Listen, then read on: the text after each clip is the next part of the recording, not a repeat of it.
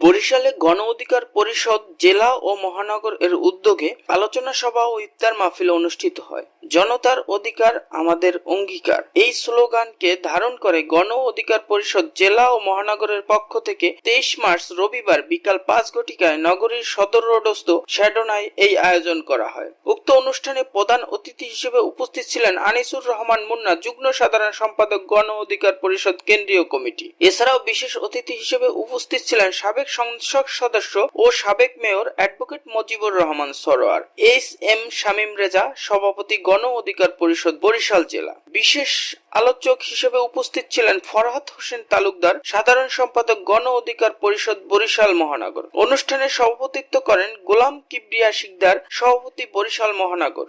সঞ্চালনার দায়িত্ব পালন করেন এইচ.এম. হাসান, সাধারণ সম্পাদক, গণ অধিকার পরিষদ বরিশাল জেলা। আলোচনা সভা শেষে ইফতার মাহফিল অনুষ্ঠিত হয়। এ সময় বিভিন্ন শ্রেণী পেশার মানুষ এই দোয়ায় অংশগ্রহণ করেন।